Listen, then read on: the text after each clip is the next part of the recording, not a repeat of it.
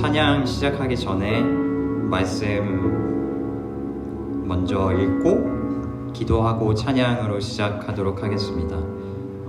말씀을 제가 이제 읽어 드릴 건데, 말씀은 신명기 6장 4절부터 9절 말씀이고 제가 지금 읽겠습니다.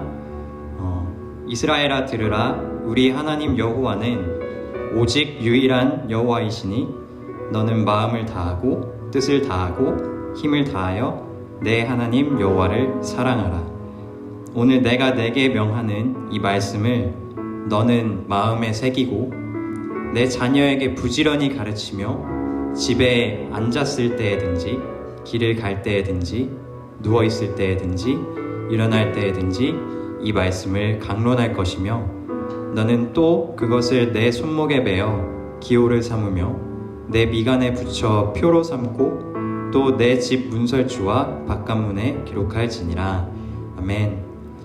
내 기도로 먼저 예배를 준비하고 이제 시작하도록 하겠습니다.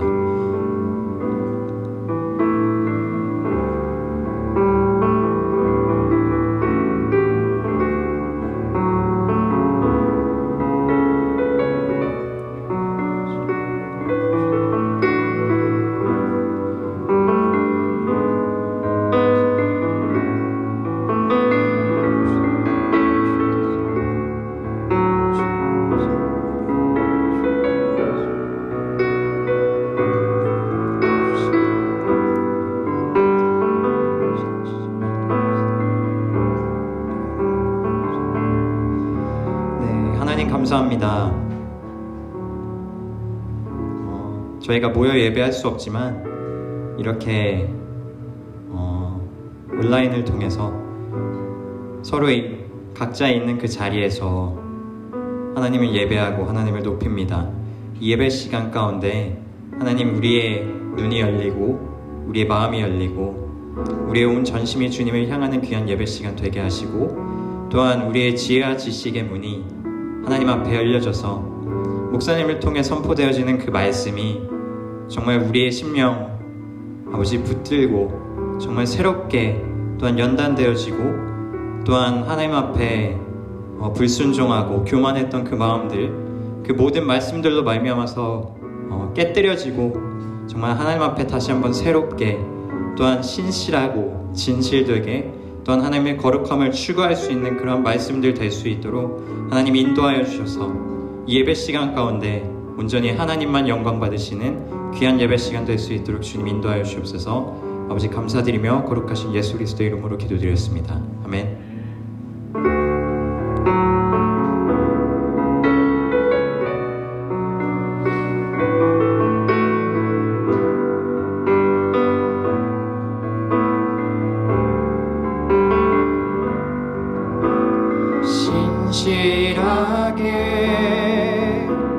진실하게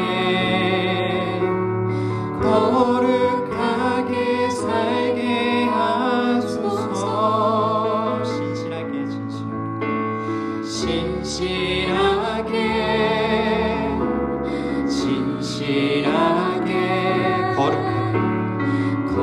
거룩하게 살게 하소서. 진실하게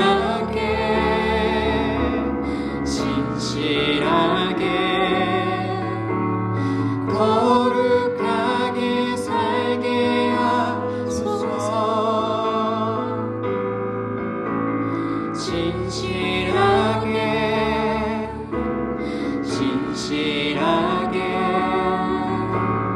거룩하게 살게 하소서.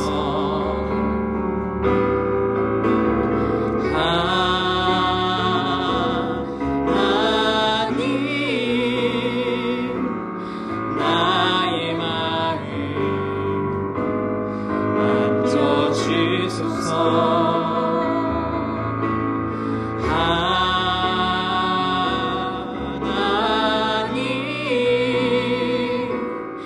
나의 영혼 새롭게 하소서. 진실하게 진실하게 거룩하게 살게 하소서. 진실하게 진실하게 거룩하게 살게 하소서. 우리의 목소리 높여서 신실하게 진실하게 진실하게 거룩하게 살게 하소서. 진실하게 진실하게 거룩하게 살게 하소서.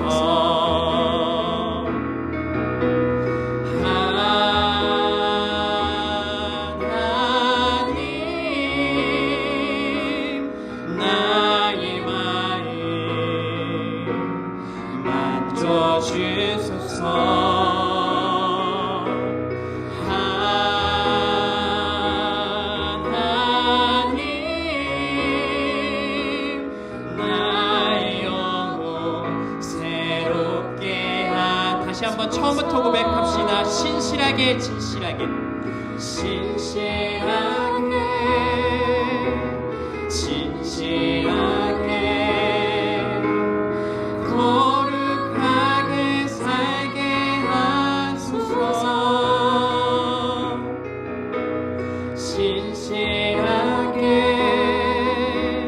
진실하게 거룩하게 살게 우리의 온 마음을 다해 다시 한번 신실하게 진실하게 진실하게 거룩하게 살게 하소서.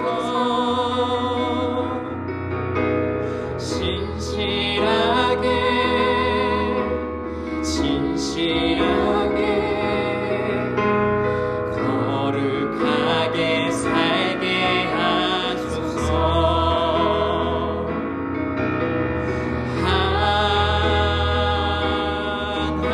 하나님 나의 마음 만져주소서.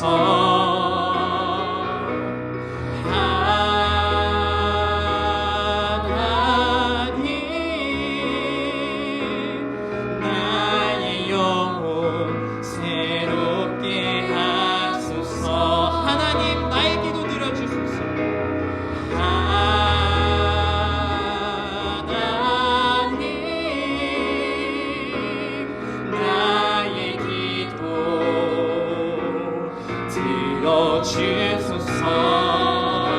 하나님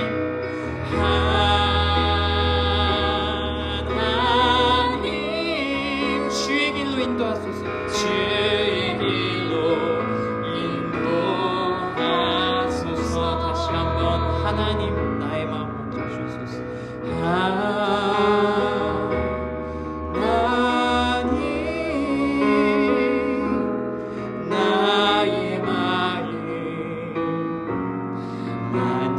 주소서.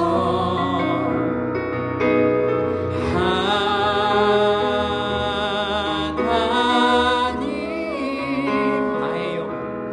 나의 영혼 새롭게 하소서.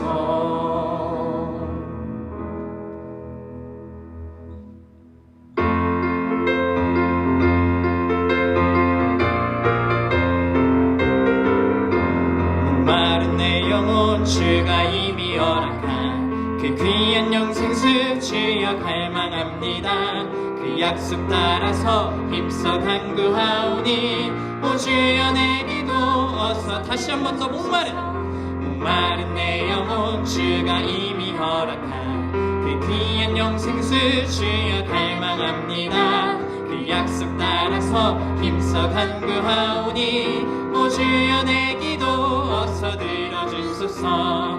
예수의 사랑 예수의 사랑 바다 물결같이 내게 임하는 영광의 물결에 온전히 쌓여서 내 영혼의 기쁨 한량없도다. 주 내게 약속한 큰 비 내려주시려 은혜의 저구름 건너편에 떠올라 그 귀한 징조가 내게 밝히 보이니 나 힘을 다하여 주께 간구합니다. 아멘. 예수의 사랑 예수의 사랑 바다 물결같이 내게 임하니 영광의 물결에 온전히 쌓여서 내 영혼의 기쁨 한량없도다.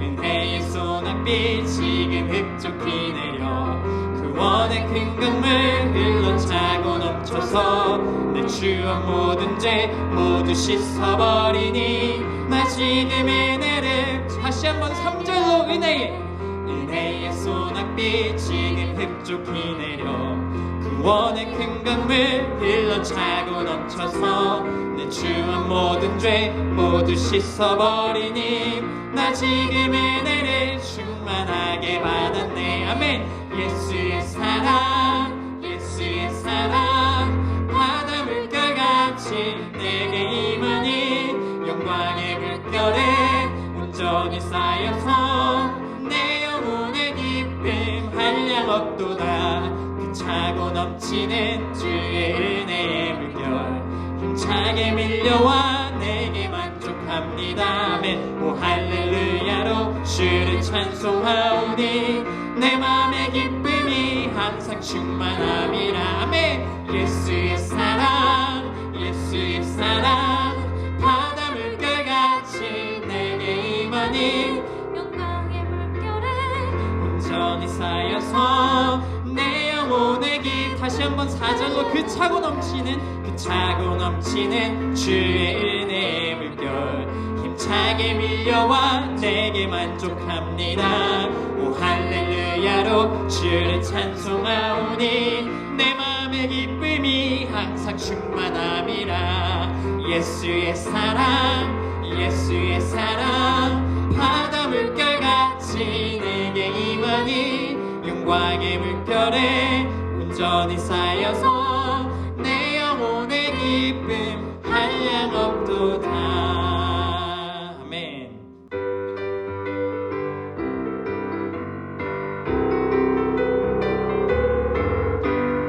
이 눈에 아무 증거 아니 배어도 믿음만을 가지고 손을 걸으며 이 귀에 아무 소리 아니 들려도 하나님의 약속 위에 1절로 이 눈에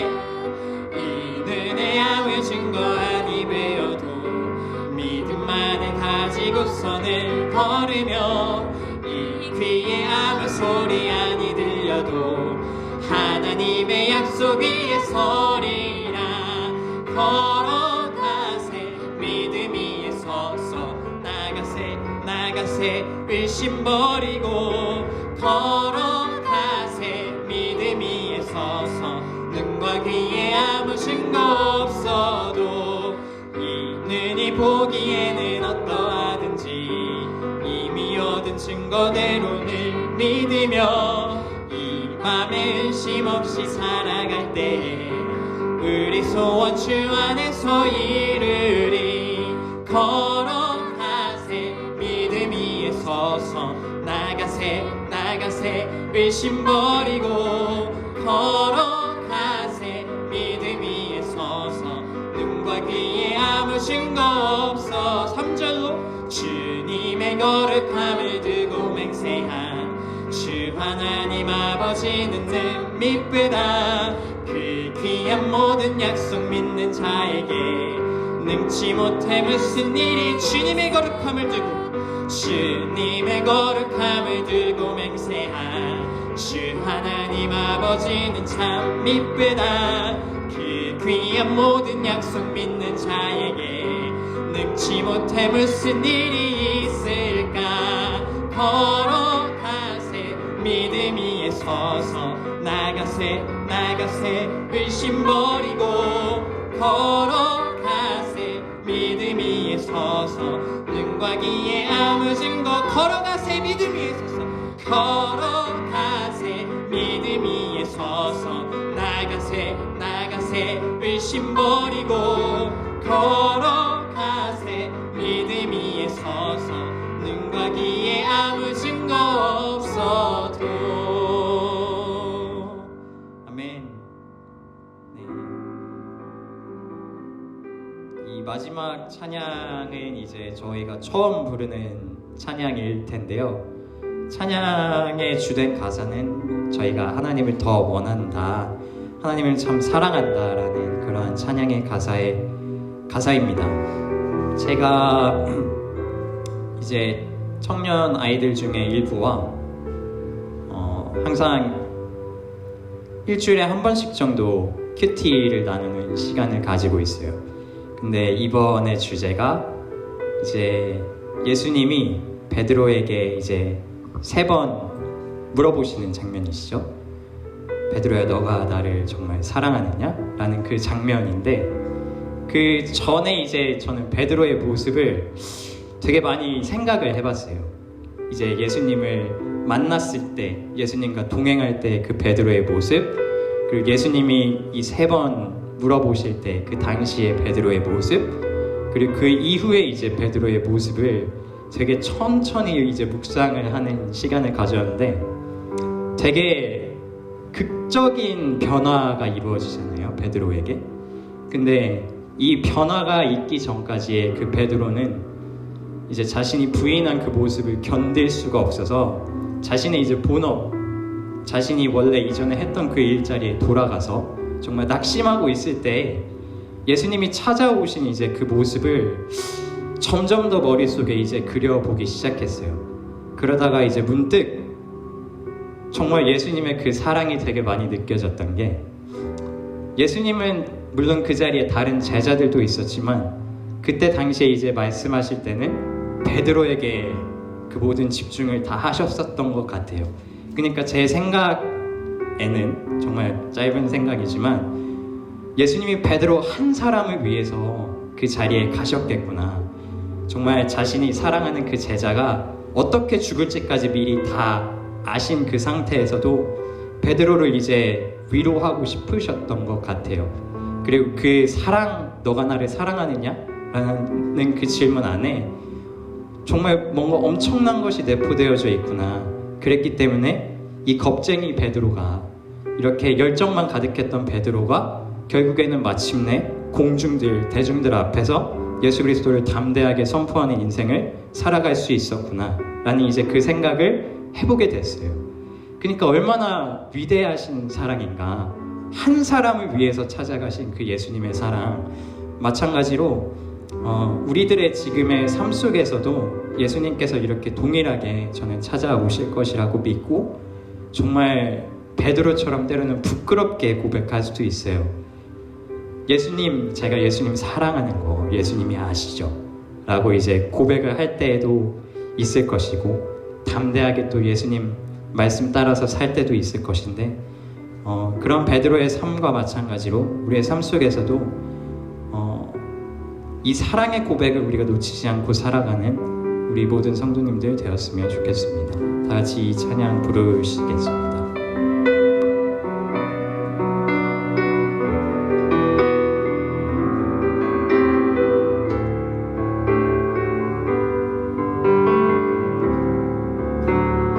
예수 사랑합니다. 사랑합니다. 온 마음 다하여 오직 주님 한 분만 간절히 더 원합니다. 예수 사랑합니다. 예수 사랑합니다. 사랑합니다. 온 마음 다하여 오직 주님 한 분만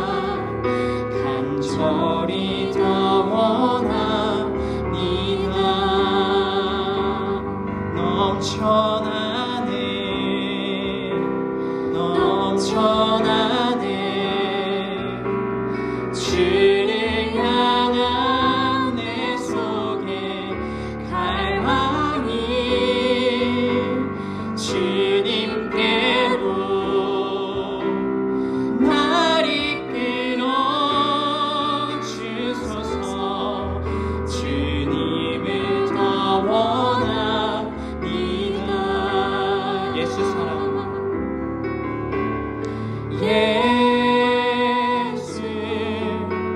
사랑합니다. 사랑합니다. 온 마음 다하여 오직 주님 한 분만 간절히 더 원합니다. 다시 한 번 더 예수 사랑합니다. 예수 사랑합니다. 사랑합니다. 온 마음 다하여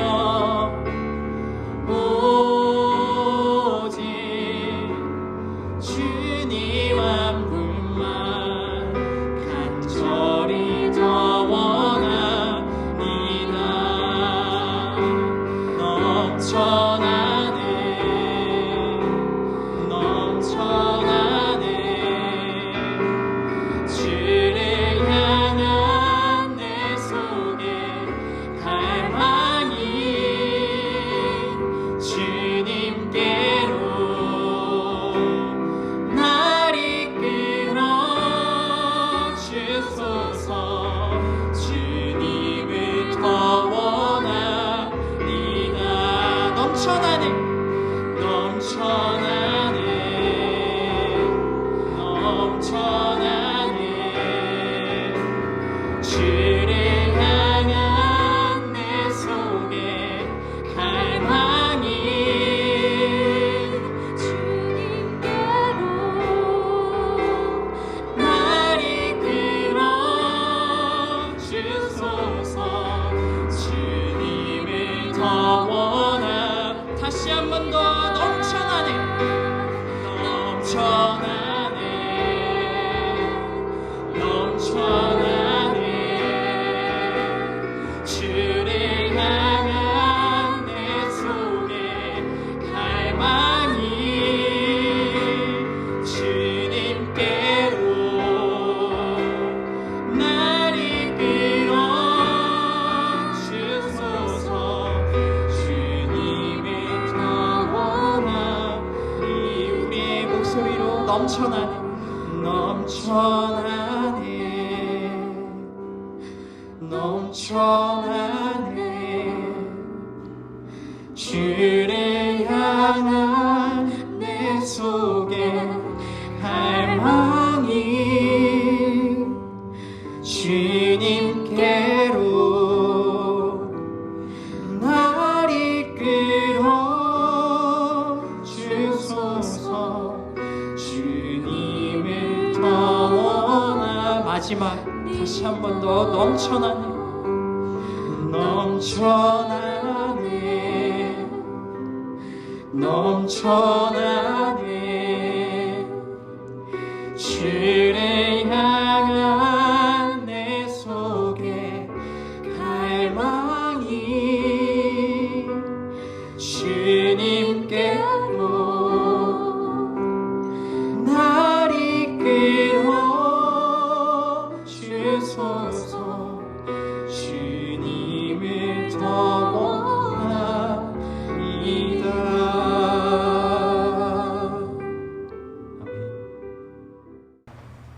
우리 마음을 정돈하시고 다 함께 묵도하시겠습니다.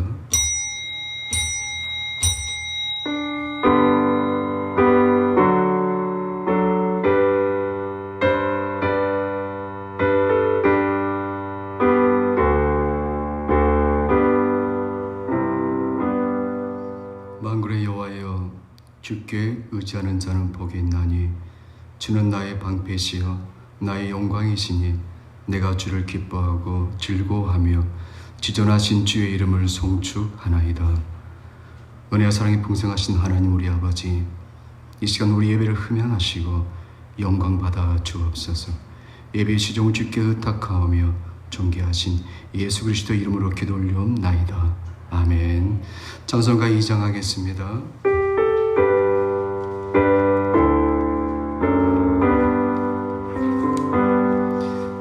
찬양 성례 성자 성령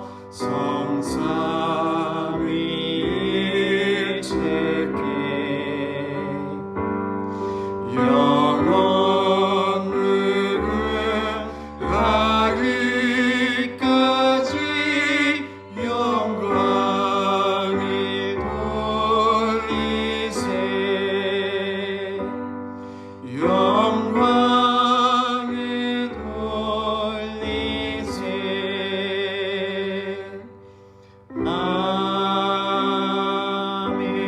아멘.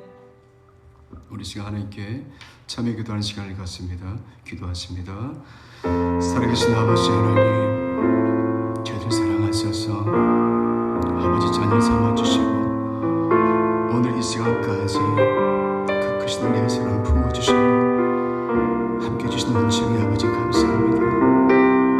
세상이 아무리 힘들다고 할지라도 세상이 시들고 아버지 혼탁해진다 할지라도 우리의 중심이 주님 앞에 서 있으면 될 텐데 때로 흔들렸던 연약한 모습을 고백합니다. 사랑하신 아버지 하나님, 말씀 앞에 서지 못했고 기도의 무릎이 약했고 성김에 비난했던 아버지의 삶의 일상을 회개하오니 이 시간에 사랑하신 아버지가 갈보리 십자가에서 몸을 찢고 피 흘리신 예수 그리스도의 그 귀하신 보배로운 피로 우리를 맑게 씻겨주소서. 기가 막힌 우리의 죄를 아버지 발로 밟아주시고 아버지 깊은 바다에 던져버려 주시고 그리스도 안에서 새로운 피조물 담게 주님이 기뻐하는 그 길 묵묵히 걸어갈 수 있는 우리 일상의 삶들이 되게 하여 주옵소서. 주님을 의지하며 주님을 송축하며 찬양합니다. 찬송가 뒤에 교독문 58번 교독합니다. 보라, 형제가 연합하여 동거함이 머리에 있는 보배로운 기름이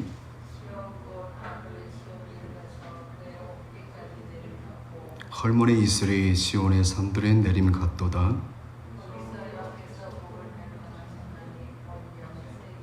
아멘. 신앙 고백하십니다. 전능하사 천지를 만드신 하나님 아버지를 내가 믿사오며 그의 아들 우리 주 예수 그리스도를 믿사오니 이는 성령으로 잉태하사 동정녀 마리아에게 나시고 본디오 빌라도에게 고난을 받으사 십자가에 못 박혀 죽으시고 장사한 지 사흘 만에 죽은 자 가운데서 다시 살아나시며 전능하신 하나님 우편 앉아 계시다가 저리로서 산자와 죽은 자를 심판하러 오시리라. 성령을 믿사오며 거룩한 교회와 성도가 서로 교통하는 것과 죄를 사하여 주시는 것과 몸이 다시 사는 것과 영원히 사는 것을 믿사옵나이다. 아멘. 찬송가 365장 하겠습니다.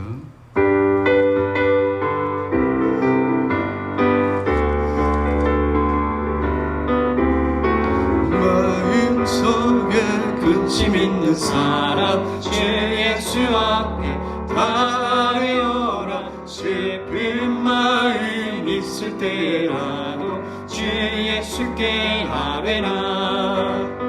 주 예수 앞에 다하여라. 주 우리의 친구니 무엇이나 근심하지 말고 주 예수께 아뢰라. 눈물 나며 깊은 한숨 쉴 때 주 예수 앞에 다하여라. 은밀한 죄 내게 있더라도 주 예수께 아뢰라. 주 예수 앞에 다하여라. 주 우리의 친구니 무엇이나 근심하지 말고 주 예수께 아뢰라. 괴로움과 두려움 있을 때 주 예수 앞에 다하여라. 내일 일을 염려하지 주 예수께 아뢰라. 주 예수 앞에 달려라. 주 우리의 친구니 무엇이나 근심하지 말고 주 예수께 아뢰라. 지금 앞에 겁을 내는 자여 주 예수 앞에 달려라. 하늘나라 바라보는 자여 주 예수께 아뢰라. 주 예수 앞에 달려라. 주 우리의 친구니 무엇이나 근심하지 말고 주 예수께 주 예수 앞에 달려라. 주 예수 앞에 달려라. 주 우리의 친구니 무엇이나 근심하지 말고 주 예수께 아뢰라. 아멘. 기도하십니다. 은혜 사랑이 풍성하시고 자비로우신 하나님 우리 아버지, 오늘도 코로나19로 인하여 함께 모여 예배드리지는 못하지만 각자의 초소에서 예배드릴 때 아버지 우리 예배를 기쁨으로 흠양하시고 아미띠 아들 요나에게 말씀으로 찾아가신 것처럼 이 시간 우리 성도들에게 말씀으로 찾아가셔서 위로와 용기와 소망을 내려 주시옵소서. 예수 그리스도 이름으로 기도 올리옵나이다. 아멘. 하나님 말씀 보겠습니다. 데살로니가전서 5장 25절 한 소리 같이 읽겠습니다. 시작. 형제들아 우리를 위하여 기도하라. 아멘. 사도 바울이 데살로니가 교회 성도들에게 편지를 마치면서 마지막으로 간곡하게 요청한 게 하나 있습니다. 기도입니다. 25절 말씀 보면 형제들아 우리를 위해서 기도하라. 기도를 요청합니다. 저는 오늘 성경 본문을 통해서 기도는 성도의 강력한 특권입니다 라는 제목을 하나의 말씀 증가하겠습니다. 예수님께서 40일 금식 기도로 공생의 사역을 시작하시면서 친히 기도의 본을 보여주셨습니다. 새벽 미명에 기도하셨고 또 한적한 곳에 가셔서 기도하셨고 그리고 밤이 새도록 기도하셨고 또 땀방울이 핏방울 되도록 기도하셨습니다. 그리고 나서 제자들에게 친히 기도를 가르쳐 주셨습니다. 성도 신앙의 두 날개는 말씀과 기도입니다. 기도는 하나님께 가까이 가는 지름길입니다. 예수님 바로 밑에 남동생의 이름이 야고보 장로인데 그의 별명이 낙타 무릎입니다. 얼마나 그가 기도를 많이 했길래 그의 무릎이 낙타 무릎이 됐다는 것이죠. 그는 기도를 통해서 하나님과 가까워졌음을 깊이 경험했기 때문에 이렇게 말을 합니다. 하나님을 가까이 하라. 그러면 그가 너희를 가까이 하시리라. 야고보서 4장 8절입니다. 그는 알았습니다. 하나님께 가까이 가는 지름길이 있는데 그게 바로 기도임을 알았습니다. 그래서 낙타 무릎이 될 정도로 그는 기도했던 것입니다. 여러분 먼 길로 돌아가지 마시기 바랍니다. 하나님께 가는 가까운 지름길이 바로 기도입니다. 기도는 하나님 사랑하는 하나님과의 그 사랑의 교제이면서 또 내 신앙의 믿음의 고백입니다. 기도는 또 하나님의 자녀로서 내가 필요한 것을 하나님께 당당히 청구할 수 있는 특별 청구권입니다. 예수님께 이렇게 말씀하셨습니다. 너희 자녀가 떡을 달라면 돌을 주고 생선을 달라면 뱀을 줄 자가 어디가 있겠느냐. 너희가 악할지라도 너희 자식에게 좋은 것을 줄 줄 알거든. 하물며 하늘에 계신 너희 아버지께서 기도하는 자에게 좋은 것을 주시지 않겠느냐. 구하라, 찾으라, 두드리라라고 말씀하십니다. 구하면 주실 것이고 찾으면 찾게 될 것이고 두드리면 열릴 것이라고 말씀하셨습니다. 예수님께서 무엇인지 믿고 구하면 응답하겠다고 약속하셨습니다. 여러분과 저는 택하신 족속이요 왕 같은 제사장이요 거룩한 나라요 하나님의 소유된 백성입니다. 그러므로 하나님 아버지께 당당히 기도로 청구하셔야 됩니다. 또 기도는 하나님의 명령입니다. 데살로니가전서 5장 17절 말씀 보니까 쉬지 말고 기도하라. 왜 기도를 명하셨을까요? 시험에 들지 않게 하기 위해서 그렇습니다. 예수님께서 마지막에 겟세마네 동산에서 베드로, 야고보, 요한에게 하신 말씀입니다. 시험에 들지 않게 기도에 깨어 있어야 된다. 성도들이 시험에 들 때 보면은 아주 사소한 것 가지고 시험에 듭니다. 우리가 그래서 기도하지 않으면 너나 할 것 없이요, 우리 모두가 넘어질 수밖에 없는 연약한 인생들입니다.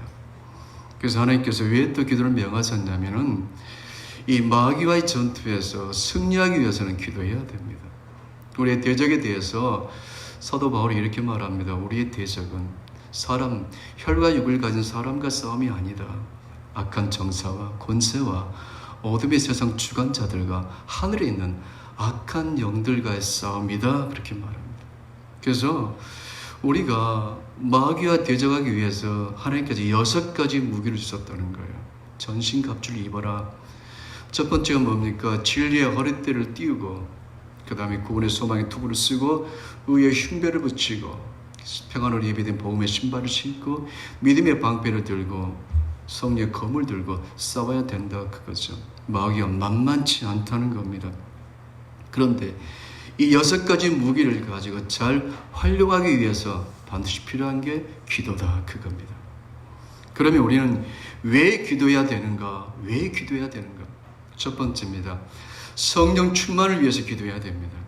기도는 우리의 성령 충만을 위해서 하나님께서 정해놓으신 법칙입니다. 그래서 기도 충만이 곧 성령 충만입니다. 우리가 성령 충만해야지 하나님께서 기뻐하는 삶을 살 수 있고 맡겨진 사명도 넉넉히 감당할 수가 있습니다. 그래서 사도 바울은 각 교회에 편지 쓸 때마다 항상 기도를 강조합니다. 로마 교회에 이렇게 기도 강조합니다. 로마서 12장 12절 너희는 소망 가운데 즐거워해라. 환난은 참아야 되고 그리고 기도에 힘쓰라. 이 힘쓰다는 단어를 헬라의 원어에서 찾아봤더니요, 이런 뜻이 있습니다. 집착하라요. 내 일상의 삶 가운데 기도에 집착하라. 그렇게 로마 교회에 편지 썼고요. 또 사도 바울이 골로새 교회 성도들 이렇게 말합니다. 기도를 계속하고 기도에 감사함으로 깨어 있어라. 골로새서 4장 2절입니다.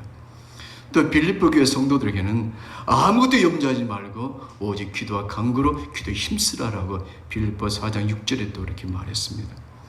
또 사도 바울이 아들 같은 디모데에게 이렇게 권고합니다. 디모데야, 말씀과 기도로만 거룩해진다. 기도에 힘쓰라 라고 디모데전서 4장 5절에 그가 그렇게 기록했습니다. 그래서 기도 충만이 곧 성령 충만입니다. 그래서 하나님께서 기도를 명하신 겁니다. 두 번째, 하나님께서 왜 기도해라고 하셨을까? 왜 우린 기도해야만 하는가? 기도의 응답이 하나님의 영광을 나타내기 때문에 그렇습니다. 요한복음 14장 13절 말씀입니다. 예수님께서 너희가 내 이름으로 무엇을 구하든지 내가 시행하리니 이는 아버지로 하여금 아들을 인하여 영광을 얻으시게 하려 함이다. 그래요. 기도 응답이 곧 하나님의 영광이 된다, 그겁니다. 우리 기도가 응답이 돼야 돼요. 기도가 응답되려면 어떻게 해야 됩니까? 크게 3가지 포인트로 보면 돼요. 첫 번째요, 히브리서 11장 6절 말씀이에요. 믿음이 없이는 하나님을 기쁘시게 할 수 없나니 하나님께 나아가는 자는 반드시 그가 계신 것과 그가 자기를 찾는 자에게 상을 주시면 믿어라. 믿음이에요. 믿음으로 나갈 때 하나님께서 응답하십니다. 두 번째는요, 시편 66장 18절 말씀 보니까 내가 내 마음에 죄악을 품으면 아버지 기도를 듣지 않는다고 말씀하세요. 죄에 대해서 제거해야 되고 회개해야 되는 거죠. 세 번째 바로 뭐냐면 야고보 4장 2절 말씀 보면은 너희가 얻지 못하면 기도하지 않았기 때문이다. 기도해도 얻지 못하는 것은 너희가 욕심으로 기도했다는 거예요. 그래서 우리가 기도의 응답을 받으려면 어떻게 해야 됩니까? 믿음으로 기도해야 되고요. 그리고 내 속에 죄악을 품지 말아야 되고, 세 번째는 욕심을 버려야 됩니다. 그럴 때 기도가 응답이 될 때 그 기도의 응답이 바로 하나님께 영광이 되기 때문에 하나님께 우리에게 기도하라고 명하신 겁니다. 세 번째, 기도는 하늘의 충만한 기쁨을 내 마음에 채우는 길이기 때문에 기도해야 됩니다. 예수님께서 요한복음 16장 24절 이렇게 기록했습니다. 지금까지는 너희가 내 이름으로 아무것도 구하지 아니했다. 그러나 지금부터는 구하라. 그러면 받으리니 너의 기쁨이 충만할 것이다 라고 말씀하세요. 여러분, 세상이 주는 기쁨은 순간적이고 찰나적이고 일시적입니다. 냄비 같은 기쁨이에요. 그러나 하나님이 주시는 기쁨은 가마솥처럼 은은하게 차오르는 것이 바로 아버지가 주신 기쁨입니다. 하나님은 하나님의 자녀들에게 천국의 기쁨, 충만한 기쁨을 부어주고 싶으셔서 그렇게 기도하라고 예수님께서 말씀하신 겁니다. 그래서 그런 기쁨은 어떤 상황과 어떤 환경에서도 결코 사그러들지 않고 오히려 더 기뻐합니다. 애매의 고난을 받을 때 더욱더 기쁨을 표출합니다. 그게 바울이죠. 바울이 로마 감옥에서 빌보 교회 성도들에게 내가 주 안에서, 내가 말하느니 주 안에서 항상 기뻐하라, 내가 다시 말하느니 기뻐하라 라고 사도 바울이 권고했던 것을 보게 됩니다. 주님이 주시는 기쁨은 그 자체가 빛입니다. 어둠이 근접하지 못합니다. 그래서 항상 이 마음에 기쁨이 있으면 악한 영이 한 길로 왔다가 일곱 길로 혼비백산 떠나가게 됩니다. 그래서 기도가 바로 천국의 기쁨을 소유할 수 있는 길입니다. 네 번째, 왜 기도해야 될까? 네 번째, 기도하면 새 힘을 얻기 때문에 그렇습니다. 하나님께서 모세를 부르실 때 모세 나이가 몇 살이었습니까? 80살이었습니다. 늙은 노인이었습니다. 그가 이렇게 말합니다. 하나님, 저는 입이 뻣뻣하고 나이 많아 늙어서 감당할 수가 없으니 보낼 만한 사람을 보내셔서라고 말합니다. 그때 하나님께서 크게 책망하시니까 모세가 더 이상 하나님의 명령을 거역할 수는 없어서 가는 도중에 그 마음이 얼마나 두렵고 떨렸겠습니까? 그래서 하나님께 정말 간절히 기도했을 거예요. 그때 하나님께 주신 게 뭡니까? 이사야 40장 31절에 독수리 날개치며 올라가는 새 힘을 그에게 주셨고 그 힘을 가지고 그가 40년 광야를 생활을 감당할 수 있었던 겁니다. 그래서 모세가 출애굽기 15장 2절에 이렇게 하나님을 찬양합니다.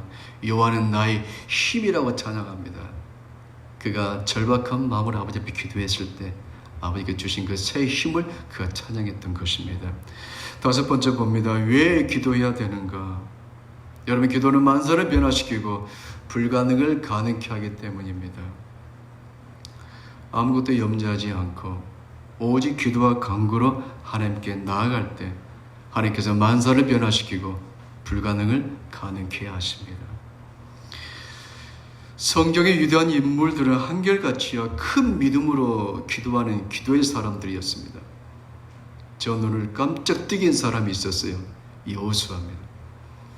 여호수아를 보면서 제가 놀란 게 바로 그거예요. 그가 하나님께 기도하고 나서 믿음을 선포하잖아요. 세상에 해야 멈춰라, 가라, 너도 아얄론 골짜기 이렇게 멈출지어다라고. 그 믿음의 기도, 정말 그 기도는 정말 하나님께서 만사를 변화시키는 불가능을 가능케 하는 그런 기도가 아니겠습니까? 할렐루야. 그래서 기도는 능치 못한 일을 가능케 하는 게 바로 기도입니다. 그래서 하나님께 기도하라고 하셨고요. 여섯 번째, 하나님께서 왜 기도하라고 하셨을까요? 기도는 하늘의 창고를 여는 황금 열쇠이기 때문에 기도하라고 하셨습니다. 빌립보 4장 19절에 사도 바울이 이렇게 말합니다. 나의 하나님이 누구죠? 나의 아버지죠. 나의 하나님이 예수 그리스도 안에서 영광 가운데 그 풍성한 대로 너의 모든 쓸 것을 풍성케 채워주신다고 약속하십니다. 가이사랴 빌립보에서 예수님께서 제자들이 이렇게 물어보십니다. 너희는 나를 어떻게 생각하느냐? 그때 베드로가 이렇게 고백합니다. 주는 그리스도요 살아계신 하나님의 아들이십니다. 그때 예수님께 너무 기뻐서 바위나 시몬아 네가 참 복이 있다. 내가 너에게 천국 열쇠를 주겠다. 네 믿음의 고백 위에 내 교회를 세우겠다. 그렇게 말씀하세요. 그때 주님이 주신 천국 열쇠, 황금 열쇠, 그게 바로 하늘의 천국을 여는 열쇠입니다. 베드로에게만 주신 것이 아니라 베드로의 그 신앙 고백처럼 예수를 나의 구주로 믿는 우리 모든 성도에 주신 바로 이 열쇠가 바로 황금 열쇠입니다. 그래서 주님께서 우리에게 기도하라고 명하신 것입니다. 7번째, 왜 기도하라고 하셨을까요? 기도하지 않는 것이 죄이기 때문에 기도하라고 하신 겁니다. 사무엘 선지자 이렇게 말합니다. 나는 기도를 쉬는 죄를 결코 범하지 않았다. 하나님께서는 우리 삶 가운데 늘 개입하고 싶어 하세요. 일하고 싶어 하시고 나를 도와주고 싶어 하세요. 문제는 바로 뭐냐면 우리 기도하지 않기 때문에 하나님께서 일할 수 있는 발판이 망가져 버린 겁니다. 우리가 기도할 때 하나님께서 개입할 수 있는, 일할 수 있는 발판이 세워지는 것입니다. 그래서 하나님께서 기도하라고 명하신 것입니다. 그 하나님께서 우리 기도할 때 하나님께 어떻게 기도해야 될까요? 어떻게 기도하는가? 성경에 나오는 기도의 사람들 보시면서 공통점을 찾길 바랍니다. 첫 번째 창세기 32장에 보니까 야복강의 야곱이 나옵니다. 형 에서가 이제 400명의 군사를 데리고 오겠다는 거죠. 그 소식을 듣고 나서 너무 두려워서 그가 그 첫날 밤에 하나님께 절박한 심령으로 기도합니다. 거기서 천사를 만나게 되죠. 두 번째요. 한나라는 여인이 있었는데 애를 낳지 못합니다.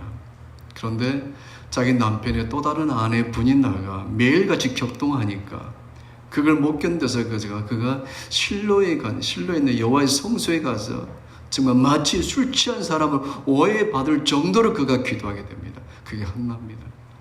또요, 세 번째요, 엘리야를 보겠습니다. 3년 6개월 동안 막혔던 그 하늘을 하나님께서 열어주겠다고 약속하시니까 그가 갈매산에 가서 얼굴을 무릎 속에 7번 조아리면서 간절히 기도했습니다. 그 하늘을 열었습니다. 또 히스기야 왕요, 열왕기하 20장에 그가 죽을 병에 걸렸을 때 그 얼굴을 벽을 향하고 하나님께 심히 통곡하며 기도했을 때 하나님께서 그의 생명을 15년 연장시켜 주셨고요. 또 다니엘은요, 사자굴에 들어가기 전에 정말 간절히 하나님께 감사하는 기도했을 때 하나님께서는 그 사자굴을 천사굴로 바꿔주셨고요. 또 에스더요, 3일 금식하면서 죽으면 죽겠다고 하면서 아하스웨로 왕의 앞으로 갔을 때 하나님 그 마음을 움직였었고 결국은 하만의 손에서 유대인들을 구해내셨던 겁니다. 이 기도의 사람들의 공통점이 무엇입니까? 절박함이었습니다. 간절함. 그래서 우리의 사건보다 중요한 것은 바로 뭐냐면은 해석이에요. 하나님께서 나를 절벽 끝으로 몰아가셨단 말이에요.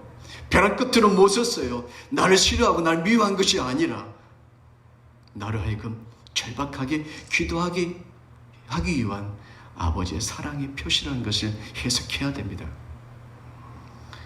하나님은 우리가 그렇게 간절히 부르짖을 때 응답하십니다. 어쩌면 내가 지금 간절함이 부족하다면 아직 벼랑 끝에 가 있지 않은 겁니다.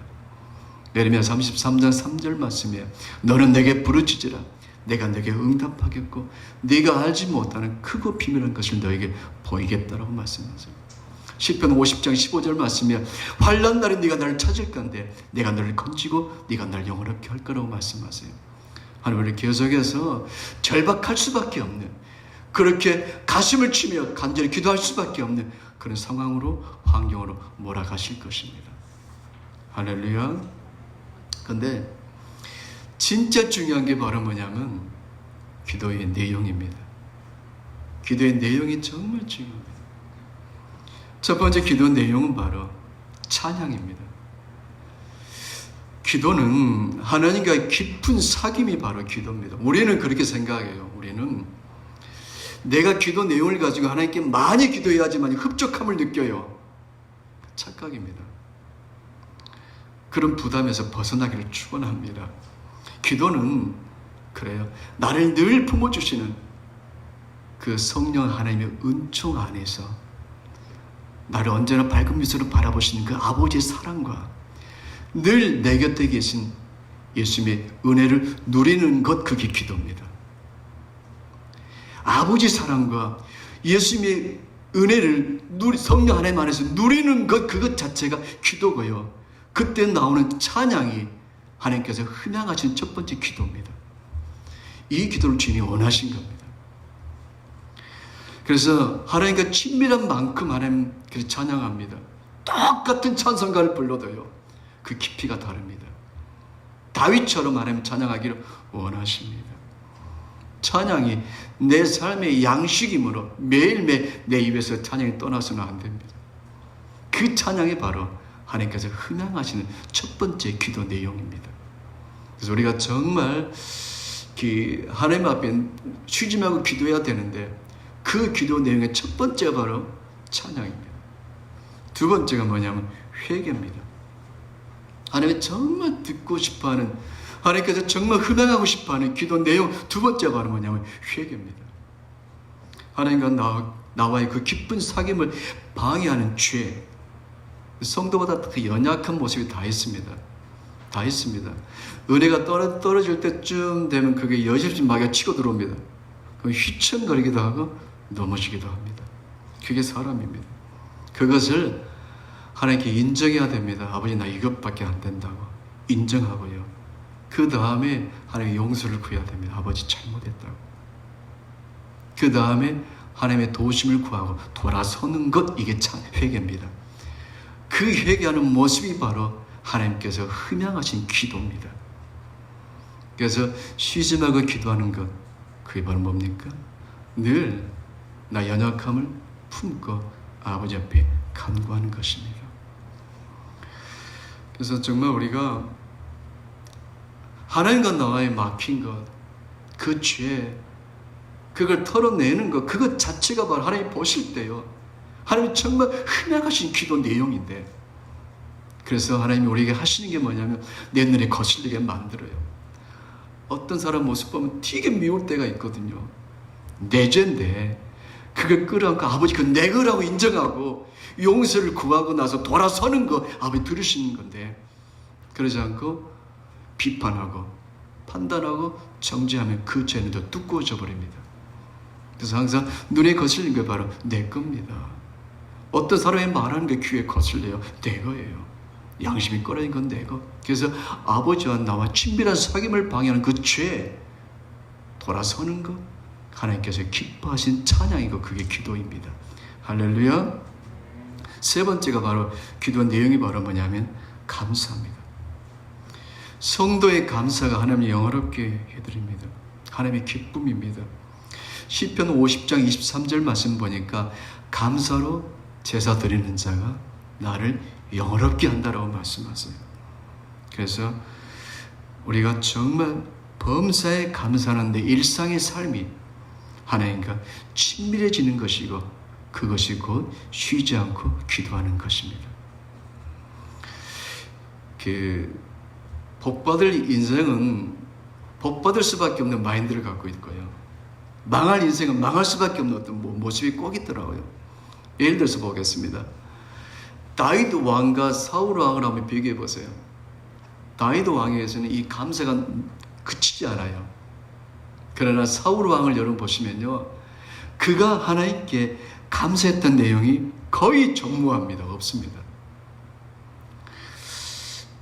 우리 성도들 그런 것 같아요. 어딜 가더라도요, 감사. 일할 때 감사. 직장에 가서 또 알바하더라도 어딜 가시든지 감사. 그 감사가 바로 뭐예요? 하나님께서 흠양하는 기도 내용이 되기 때문에 하나님께서 다 들으시고 흠양하시고, 때가 되면 하나님께서 귀하고 값진 축복으로 보상해 주십니다. 그래서 우리가 정말 기도 내용, 찬양, 회개, 감사, 그 다음에 뭐냐면 중보입니다. 중보. 남을 위해서 중보하는 것. 여러분, 삶 중심이 참 중요합니다. 내 중심이 이기적이면 안 되고 항상 이타적이어야 됩니다. 사도 바울이 이제 교회마다 나는 너를 위해서 기도한다, 감사하다, 그런 표현을 많이 합니다. 그때 고린도 교회에 이렇게 말했습니다. 1장 4절에 그리스도 안에서 너희에게 주신 하나님의 은혜로 말미암아서 내가 너무 기쁘다는 거죠. 내가 하나님의 은혜를 덧입어서 내가 기쁜 것이 아니라 하나님께서 그리스도 예수 안에서 너희를 그렇게 세워주시고 내가 은혜 주신 것 보니까 내가 기뻐서 어쩔 줄 모르겠다. 이 중심이에요, 중심. 이런 중심의 중보 기도야. 그 하나님께서 흔양하시는 기도 내용이다, 그겁니다. 그리고 마지막 다섯 번째 바로 솔직한 나의 기도, 나의 솔직한 나의 간구. 이 기도를 주님께서 흔양하시는 기도 내용입니다. 여러분, 그 진솔한 기도 한마디가요, 화려한 기도 천마디와 비교가 안 되는 거죠. 마태복음 8장에 보게 되면은 그 온몸에 문둥병 걸린 사람이 예수님께 와서 이렇게 말을 해요. 한 문장으로 말합니다. 주여 원하시면 저를 깨끗게 하실 수가 있나이다. 너무 진솔한 기도 내용이에요. 보통 사람 같으면 그렇게 기도할 거 아니겠습니까? 예수님, 나 좀 고쳐주세요. 나 불쌍히 여기서 고쳐주세요. 라고 할 텐데요. 그렇게 기도하잖아요. 주여 원하시면 저를 깨끗게 하실 수 있나이다. 이건 무슨 뜻이냐면은 나는 죄이다, 그거예요. 그 속에는, 그 문장 속에 담겨지는 그 내포된 그 뜻은 바로 뭐냐면, 맞아요, 나는 죄인 맞아요. 내가 문둥병 걸린 거 죄 때문에 나 맞아요. 그러나 나는 죄인이지만은, 그러나 주님이 나를 불쌍히 여기시면은 나는 고침받을 수 있습니다. 그 기도거든요. 그런 간절한 기도, 솔직한 기도, 그 기도가 바로 하나님께서 흔양하신 기도 내용이다, 그겁니다. 할렐루야. 지혜로운 성도는 평소에 기도를 많이 저축해 놓습니다. 그런 성도는 어느 날 환란이 찾아왔을 때요, 하나님께서 그에게 지혜를 주시면서 그것을 이겨낼 수 있는 은혜를 주십니다. 뉴욕 매거진이라는 잡지가 있어요. 거기에 부편집장으로 지구 온난화와 관련된 기사만 오랫동안 취재했던 데이비드 웰즈라는 사람이 최근에 이런 책을 한 권 썼어요. 2050 거주 불능 지구. 책 내용을 들으면 여러분 충격받을 거예요. 책 내용이 바로 뭐냐면 2050은 2050년을 말해요. 지금부터 30년 후에 전 세계 대부분 주요 도시가 생존 불능 환경으로 변할 수 있다라고 경고했어요. 30년 뒤에. 지금 그 원인을 바로 지구 온난화로 본 거예요. 화석 연료로. 세계에서 화석 연료를 가장 많이 태우는 나라가 어디입니까? 석탄 소비 국가 1위 중국입니다. 이번에 여러분 그 오랫동안 중국 장마가 태풍이 우연은 결코 아니라는 것이죠. 지구가 지금 이 상태로 계속 뜨거워지면은 30년 뒤에 2050년에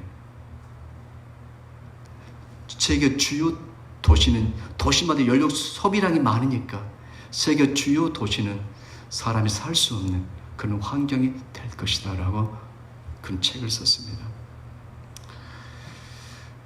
여러분, 우리 한국도 저는 자세히는 모르겠습니다만은요, 석유 수입 아마 랭킹 5위 안에 들 겁니다. 우리 한국이 또. 제가 여러분 겁질로 그런 것은 아닙니다. 준비하라는 의미에서 말씀드리는 겁니다. 이제 장차 우리에게 다가올 세계는요, 평안이 아닙니다. 환란입니다. 이 환란, 지금 하나님의 강력한 도우심이 없이는 살아갈 수가 없는 시대가 곧 돌아올 겁니다. 저는 우리가 성경을 읽을 때 이해가 안 되는 부분들이 가끔씩은 있잖아요. 저는 예수님께서 목요일날 그 전날 밤에 그렇게 많은 순환을 당하시고 겨우 십자가 들고 끌고 갈보리 산에 올라갈 때 뒤에서 따라오는 여인들이 울면서 따라오잖아요. 그러면 예수님께서 저들이 나의 슬픔을 알고 우는구나 라고 그냥 가시면 되잖아요. 그 와중에서 예수님께 왜 뒤돌아보시고 그렇게 말씀하셨는지 이해가 안 됐었거든요. 예수님 이렇게 말씀하셨어요. 나를 위해서 울지 말고 너희와 너희 자녀 위해서 울라. 그 말씀 그때 이해가 안 됐는데 이제야 이해가 되는 거예요. 우리 앞으로 우리 세대, 우리 다음 세대, 오고 오는 세대 속에서 정말 하나님 아버지 앞에 하나님이 도와주지 않으면 안 되는 상황이 되기 때문에 예수님께서 미리 그렇게 말씀하신 것 같아요. 날 위해서 울지 말고 너희와 너희 자녀 위해서 울라는 거예요. 그래서 지혜로운 성도는 지금부터 기도를 정말 많이 저축해 놓습니다. 어리석은 사람들은요, 은행 통장 저축 보면서요, 목을 매겠지만 지혜로운 성도는요, 하늘나라 천국에 기도를 많이 저축하는데 생명을 걸 겁니다. 그하고 지혜로운 기도의 사람 아니겠습니까? 기도하겠습니다. 살아계신 하나님 우리 아버지, 우리가 허락하신 이 기도의 특권을 우리가 성령 안에서 잘 사용하여 우리 남은 삶이 하나님의 기쁨과 하나님의 영광이 되게 하여 주옵소서. 존귀하신 예수 그리스도의 이름으로 축복하며 기도 올려옵나이다. 아멘. 찬송가 369장 하겠습니다.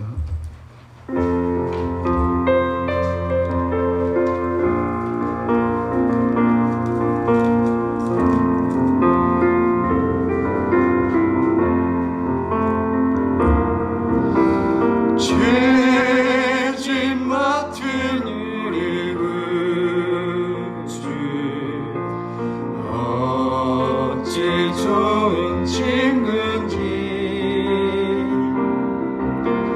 걱정 근심 무거운지 우리 주께 맡기세.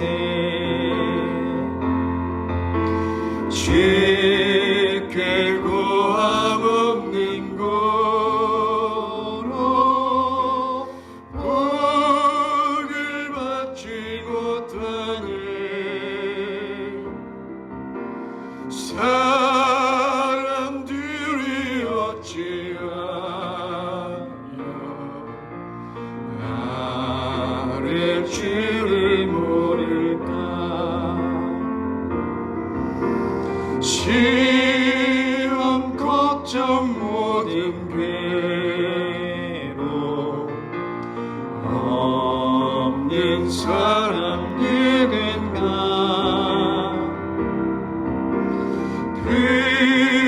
부질없이 낙심 말고 기도드려 아뢰세.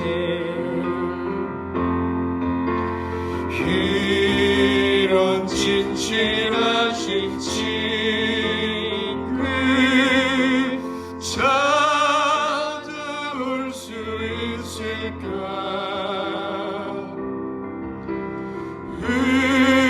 우리 약함 아시오니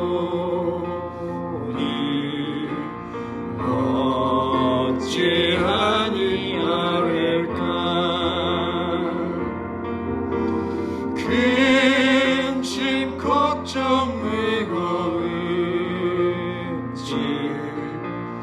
아니 진짜 누군가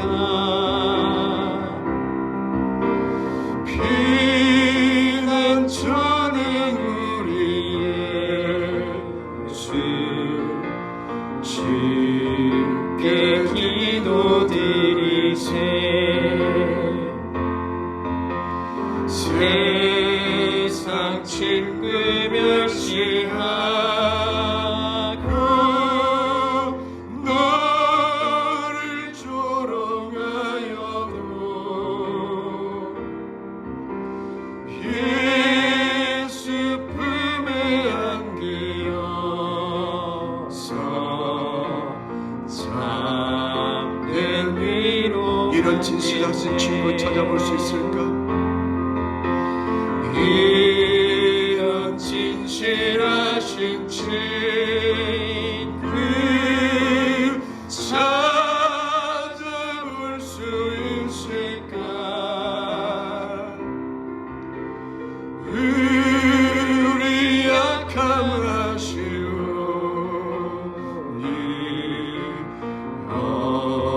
어찌하니 아를까.